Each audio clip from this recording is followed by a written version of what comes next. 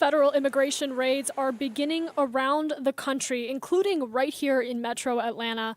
On one side, people are saying that they have been waiting for this to happen, and on the other, some undocumented families and community members are worried about their future. Atlanta News First Sarah Hammond reports from the ICE field office. A concerned husband and father watched the sunrise over the Atlanta ICE field office, waiting to get answers about his undocumented wife, who came here from Mexico when she was just 3 years old. I'm not the type to speculate whether this is going to happen or not, so that's why I've been here since midnight. I want to be the first person in line. Stephen Javier LeBron says now 30 years since she arrived, they have 2 children together with another on the way. And watching the U.S. Immigration and Customs Enforcement arrest undocumented immigrants throughout the weekend put them on edge. I wouldn't want her to be detained and be pregnant as well.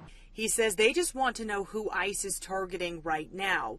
Border czar Tom Homan told CBS News they're focusing now on public safety threats, which LeBron says he agrees with.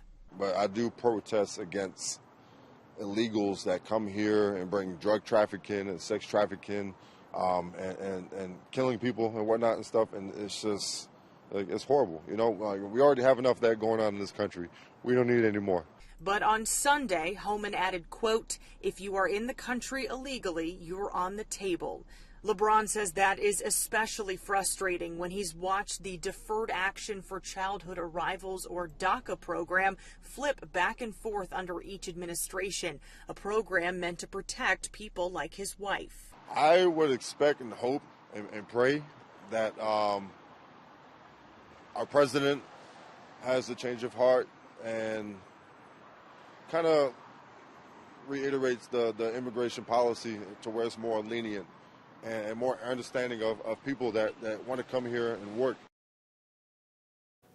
Now, since taking office last Monday, President Trump has announced several immigration-related executive orders. And to help me contextualize this administration's widespread approach to addressing immigration in the country is Hasalyn Modine with Boundless Immigration. And Hasalyn, thank you so much for taking time to come on here and talk about this. I mean, we're seeing these types of impacts all across the country. What are you making of all of this? Gosh, this is not unexpected. And it is not out of the line with operations that we've seen with enforcement activity. But what we are seeing, though, is unprecedented coordination between agencies. And in Atlanta in particular, it's affecting everything from restaurants to retail. And at that point, it becomes about more than just immigration. It's about, the survival of an area's most vibrant international business community. And so this sort of, I think what's unique about what you're seeing probably in your region is that this concentration of international businesses, in contrast to sort of scattered communities where these immigration enforcement activities occur in other parts of the country, it's impacting this sort of singular economic powerhouse that's connecting multiple areas. And so this disruption, it can drive this impact across, a whole service industry and a whole region in a unique way, I think, to your area in particular.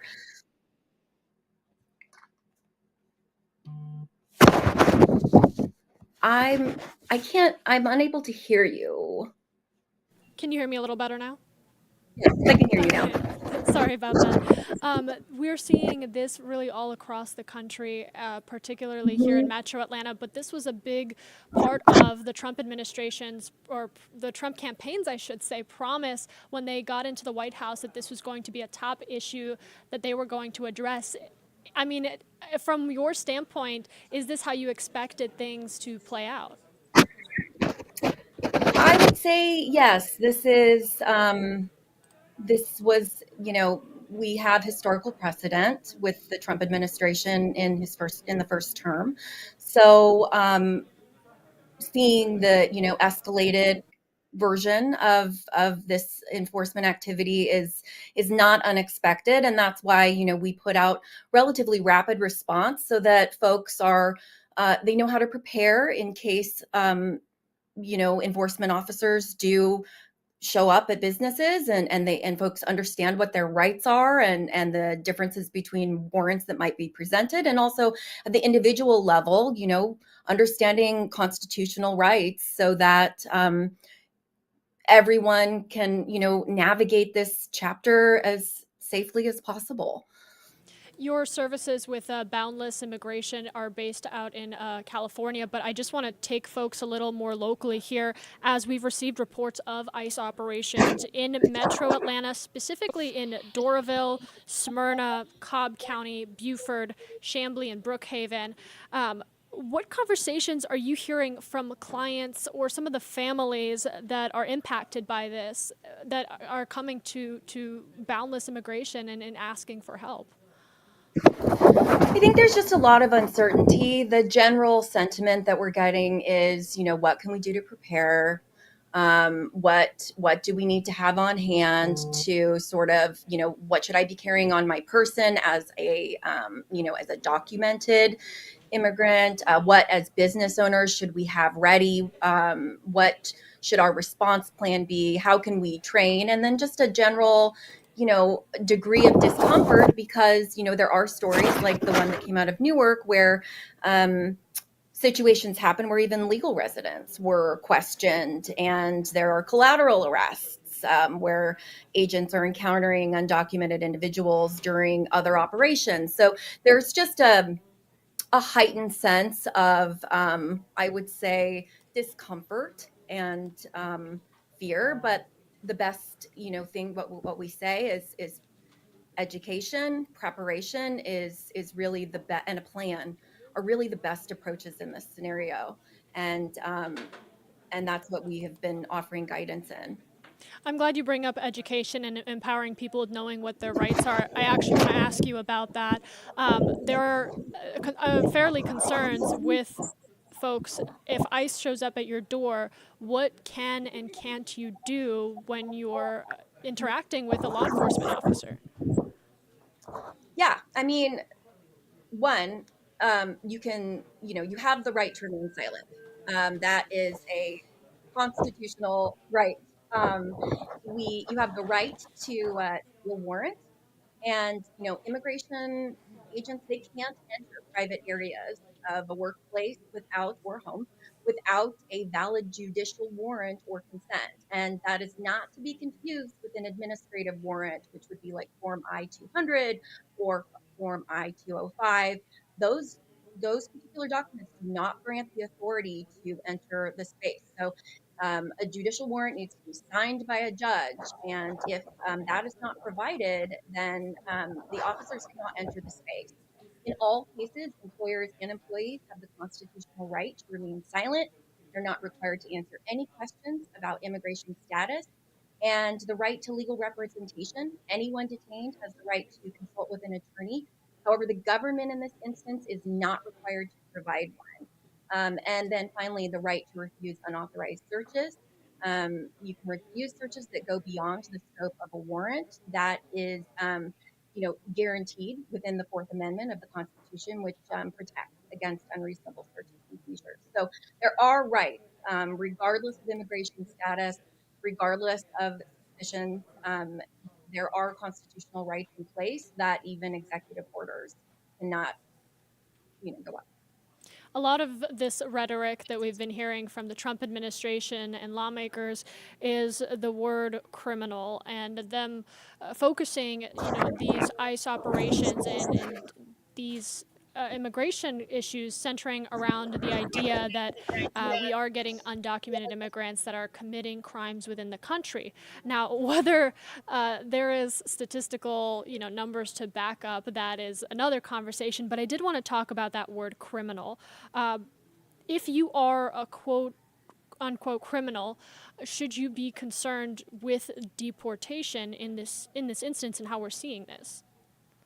I mean, the reality is that everyone who is an undocumented, the message has been clear, criminal or not, it's a concerning time.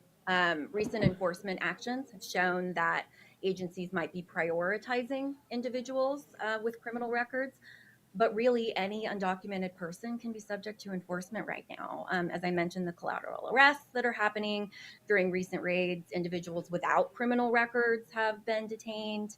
These operations, like we talked about, when we started, this conversation, they're affecting broad communities. So not just targeted individuals. And in that case, there will be, as I mentioned, collateral arrests where agents are encountering folks, criminal record or not. So I think there might be a focus on this phrase, criminal record, but the scope is extending beyond that. Certainly. Let's talk a little bit about actionable steps that folks can take now, because I'm sure y'all are busy with the clientele that you are seeing from this, or having conversations surrounding this executive order and the ICE operations that we are seeing. What is the best course of action for undocumented immigrants to take right now to either educate themselves or protect themselves? I think understanding their rights deeply, protecting their people. So I think the most powerful legal action that one can take is not just about understanding their own immigration status and being able to validate that, but also protecting their family's future. Meet with an immigration attorney to understand options and set up guardianship and a plan with children, protect your assets, create clear emergency plans. I think today's preparation is tomorrow's protection. And, that's the unfortunate reality right now. Certainly. And Hasalyn Modine with Boundless Immigration. I want to make sure that if folks wanted to connect with you all, that they have the opportunity to do so. Any final thoughts and online resources and ways they can reach you? Yeah, we have a host of free online resources, hundreds and hundreds of pages for people to understand all sorts of nuances of the immigration process in the US at boundless.com. And you can always reach out to us at help@boundless.com for additional support. We do offer legal services to folks for a standard flat fee, and are happy to help however we can. And as we continue to cover the ongoing ICE operations that we're seeing in Metro Atlanta as similar around the nation, we want you to stay on top of the news coming out of that on Atlanta News First and Atlanta News First Plus. You can download the free Atlanta News First app for breaking news notifications as this story unfolds and as we continue to follow. Thank you so much for joining us. Thank you, Hasalyn. Again, with Boundless Immigration, we will continue to bring you coverage on air and online. For now,